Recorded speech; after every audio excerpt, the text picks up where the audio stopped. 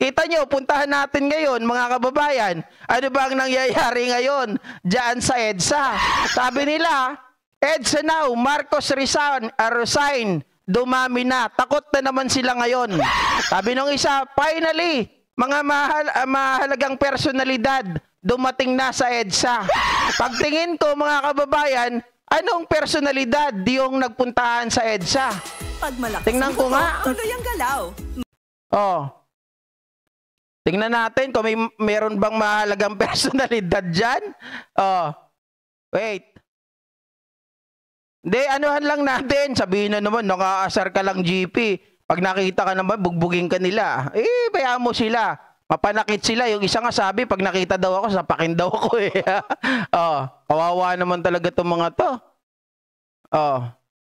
Mga kababayan, yan ba yung madaming personalidad? Dumadami? Oh.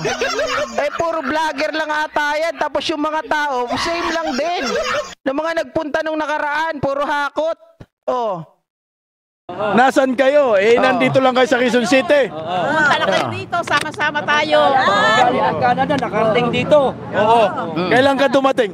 November 2. November 2. Kay OGC yun. Oh. Sedisyon nga rin yun. Sedisyon nga. Pero yung PhilHealth. Oo, tangina no, gumanda siya doon tol eh. Sa PhilHealth. Gumanda talaga. Ha? Dati dugyot. Ha? Ngayon dugyot pa rin. You mean to say Ritukada yan? Ha? Ikaw yata nagritoke. Grabe, rito kada raw si Risa Ontiveros. Ba't kaya hindi nyo rin iparitoke yung mga pagmumukha nyo? Sinabihan dugyot si Risa Ontiveros, mga kababayan. Tingnan nyo nga ako hindi ako magsasabi ng ganyan ha. Sa totoo lang, kahit mga kagalit ko o kasar ko yung mga yan. Kasi ako tao, kaya kong sumabay eh. Pero pag ad hominem na, pangit na yun. Diba? Issue based lang tayo. Sasabihin nila si Risa Ontiveros, dugyot pa rin daw. Pangit. Kung titingnan nyo, mga kababayan, yung itsura ni Bisdak. Tingnan yung itsura ni Bisdak. Sino ang mas mukhang pangit sa kanila ni Risa Ontiveros? Diba? Oh. Sino? Tingnan nyo yung itsura.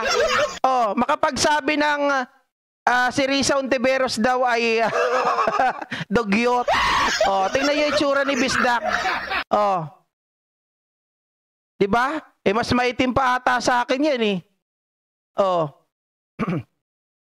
Yung mga tao, yun pa rin yung mga galit na galit tong nakaraan yung nagwawala.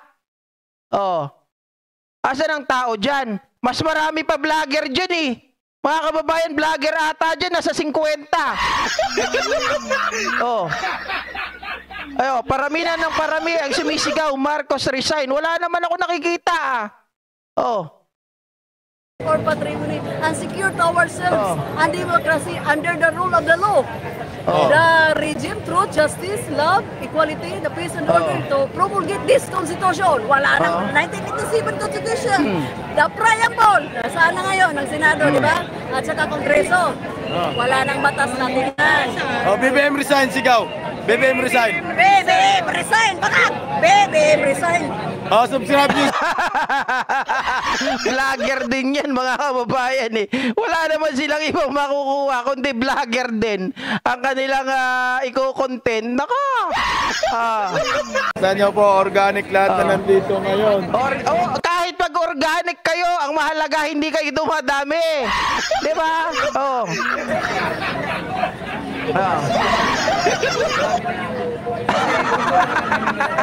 Sabi ni Songjun Kuan, kapangit-pangit ng Bisdak na yan.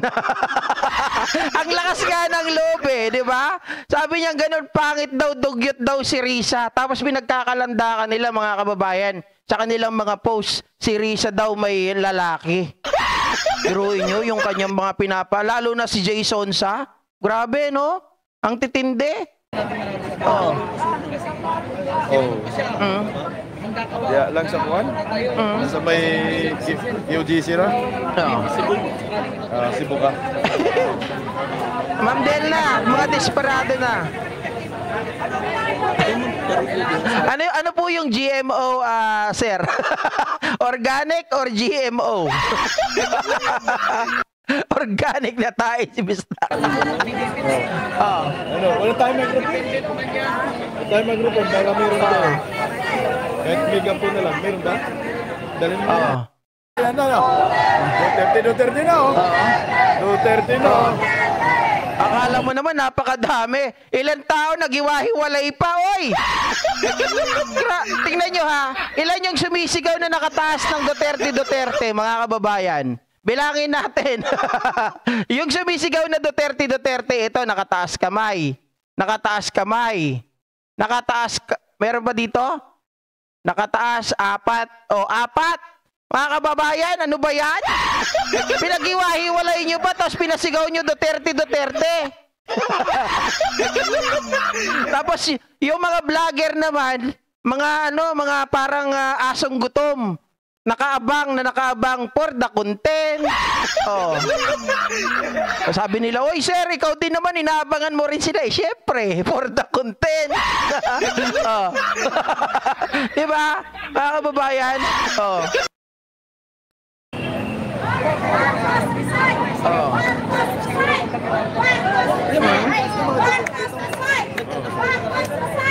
Marcos resign! Oh. Kita nyo na? Wala talaga eh. Oh. Vlogger lang ang marami. Vlogger lang ang sakalam. Sana naman bukas wag ganyan yung makita natin, no? Pag kami nagpunta doon sa rally bukas, sana marami-rami tayo. Madali tayo sasabihin sa atin. Pero syempre hindi naman ako magki-clickbait. Hindi rin ako magta-thumbnail na dumagsa na ang Marcos loyalist, Marcos supporter kung wala namang tao. Hindi kagaya sa kanila, dumagsa na daw mga personalidad, mahalagang personalidad, malalaking personalidad, nagpuntahan na. Pagtingin mo, di ko na makilala yung personalidad. Oh. Labo. Lahat. May jama social jammer. May pa-jammer pa kayo nalalaman na mga julol. Oh. Ang pangalan ng channel. May kapangalan ka sa Ako'y nagtaka kung bakit pinalaya. Tingnan nyo yung tao. Pagmasdan nyo po yung tao, mga ka-JP Natics. Tingnan nyo yung tao, yung kanilang guest, iisa. Iisa po. Tingnan nyo yung guest nila. Iisa. Tingnan nyo po yung vlogger. Bilangin ninyo kung gaano karami. Tingnan nyo ha. Papakita ko po sa inyo. Ay, bakit ganon? Wait lang. Aha. Teka lang. Palalakihin natin. Para makita natin kung gaano sila karami. Oh. Mali yung ano ko. FB capture. YouTube. Ayan, tingnan nyo, maigi. Mga kababayan, isa lang po yung... Ay, ba't ganun? Ba't naman? Ala? Nasira, mga ka-JP Natics? Ala? Paktay tayo dyan. O, nasira yung video card ko ah. O, ayan o. Nakita po ninyo, naiisa lang yung kanilang guest, pero yung vlogger na nasa likod, 1, 2, 3, 4, 5, 6, 7, 8, 9, 10, 11, 12, 13, 14, 15, 16, 17, 18, 19, 20, 21, 22, 23, 24, 25, 26, 27, 28, 29, 30. Hindi ko pa nabilang yung nasa kanan. Diba? Napakadami. Puro vlogger. Ano to? Yan ba ang people power nyo? Bakit tawag dyan people vlogger? Oh, kaya nga, grabe oh. Tingnan nyo oh. Wala na, wala. Paktay ako dito, mga kababayan. Huwag namang ganun. Yari. Oh. Diba sir? People vlogger ang tawag dyan. People vlogger. Oh. Ang dami, 30. Hindi ko pa nabibilang yung nasa kanan. Oh. Oh, puro vlogger lahat eh. Oh. Oh. Hindi naman ako nagsisinungaling. Ayan, oh, nakita nyo naman, puro vlogger nasa gilid. Asa mo? Oh. Diba? Oh. Dito ma'am, sa EDSA ma'am, sa EDSA agi ma'am, EDSA ha. Oh. EDSA, para kita na yun. Kita nyo. Oh. Oh. Puro vlogger talaga eh. Wala, kukunti lang yung kanilang guest, nagparami vlogger. Kaya tawag dyan, balitan nyo na. Ah, wag kayo mainis, pero tawagin nyo sana yung sarili nyo, people vlogger. Lagay nyo na dyan sa title nyo ngayon, EDSA People Vlogger. Di ba, mga kababayan? Diyos ko. Oh, sabi ni Del na Villar, biyuda na si Risa, okay lang na magka-BF kaysa sa kanilang amo, may basketballista, may mahal na chief of staff, pero may asawa. Patay tayo dyan. Ma'am Charit Padarang, naimbag nga rabi, kada kayo amin na po. Nicasio Flores, yes, Congresswoman Luistro. Edward Porlahe, likes po tayo. Gretchen Joyce Garcia Buha, hindi pa pala umuwi, mga hayop na tingnan naman natin yung iba, mga kababayan. Yung kanilang mga pinagagawa dito. Ito, pakinggan natin. Kamusliman, ang dala po sa mga area na yon. Nandito po ang ating princess. Ang sa kanilang lugar po, sa Cotabato, Lini Sara po, ang lugar nila. Pumunta po ako sa Bohol, umikot din ako sa Bohol. May lugar din doon na Lini Aurora Duterte. Wala silang presidente. Bakit po? Tinanong ko sila, bakit wala kayong presidente po? Ang sabi nila, nung panahon na sakuna ng Bohol, only the Duterte lang ang napakita po sa amin. Oo, kaya pala, nakita nyo naman kanina, Davao mismo, mga kababayan, di man lang naisip ni Digong tulungan yung kanilang mga magsasaka. Diba? Oh. Sabihin ninyo, nanalo ang vice-presidente dahil kay Digong, mahiya naman kayo. Uy! Nahiya naman kayo. Ngayon, nakikita natin, hindi ka tayo, ang mga Pilipino po, hindi bobo. Sabi nyo, ang mga DDS, bobo. Paano po naging bobo ang DDS? Nagising sa katotohanan dahil sa pinanggagawa nyo. Mga kababayan, hindi raw nanalo si PBBM kung hindi dahil kay Inday. Mahiya daw tayo, ha? Mahiya daw tayo. Oo, nahiya naman kami sa balat namin. Sige na. Panalo na kayo. Panalo na yung people vlogger ninyo, ha? Ayoko na manood sa inyo.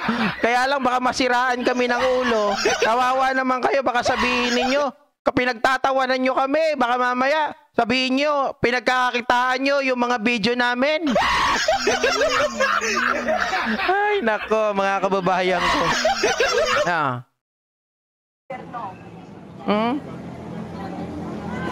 Hindi po nag-iipon ang bawat mamamayang Pilipino para po sa sariling interes ng gobyerno. Nasaan po ang pera ng PhilHealth? Oy, PhilHealth naman sila ngayon. Nasaan po ang pera ng SSA? Life insurance tayo dyan, mga kabayan. Life Nasaan insurance po po tayo ang dyan. pera ng JSI? Nandun ako bukas, Kabsat, Maestro Paul. Mahihaya naman kayo. Report nyo sa Nation. SONA. Ang report nyo sa SONA, may 5,500 blood control complete. Saan po ngayon ang blood control complete ng 5,000? Flood control na naman. Wala na bang iba? Flood control. Sige mga kababayan, saluhin nyo lahat ng tubig kung saan-saan nanggaling. Kahit may flood control tayo, kahit nga ibang bansa, kahit may mga flood control, pagdating po ng sakuna, wala tayong magagawa dyan. Yung 11,000 plus na flood control nga ni Digong, anong nangyari? Wala din di bang naging silbi? Yung 11,000 plus na flood control ni Digong, walang nangyari. Tapos hahanapin yung 5,500 ni Pangulong Bongbong Marcos. Kayo talaga, oh. Ang tubig, kahit saan butas yan, papasok. Hindi nyo kayang pigilan yan. Kahit nga may nakaharang na yan na flood control na ganyan, dahil ang ulan naman nanggagaling dito sa taas, paano mo mahaharangan ang baha? Sige nga, mabuti sana kung ang tubig, mga kababayan, nanggagaling lang sa lupa. Hindi po eh. Ang tubig ulan nanggagaling po sa langit. Paano mo yan sasaluhin? Diba? Diyos mio, Marimar. Anyway, wag na natin pag-aksayan ng oras yan. At least nakita natin, wala po talagang katao-tao. Kawawa naman, yung tao nila is people vlogger. Yung mga iba pa dito, mga kaibigan ko pa, itong naka-bonnet na yan, kaibigan ko yan, si Hot Mix. Mabait yan, kaya lang makadigong. Pero ano naman siya, hindi siya mahilig mag-commentary. Diba? Hindi yan si old school. Huwag kayong mag-alala. Oy, nandito pala yung dalawa. Baka ito yung sinasabi nila na mahalagang personalidad o malalaking personalidad. Si Trixie ba to? Kasi yung isa si Morales. Hindi ata si Trixie to. Si Trixie ba yan? Ay, si Trixie nga, si Bunganga. Yan na yung mahalagang personalidad ninyo. Grabe naman kayo. Sabi ni Xiaopay, pahigop mo yung baha sa mga ditilis. Baka mabotsog kagaya ko. Diba, mga kababayan? Ayan na. Thank you so much po sa ating lahat. At maaari po mga ka-GPnatics, baka mayroon pang hindi nakakapag-subscribe kay Maestro Paul, paki-subscribe na rin.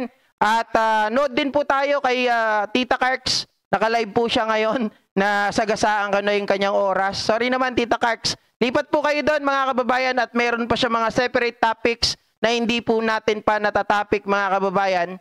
At makakuha rin po tayo doon ng mga idea at mga, syempre, mga panibagong opinion. Thank you so much po sa ating lahat at ingat po tayo. Maraming salamat sa walang sawang pagsuporta at pag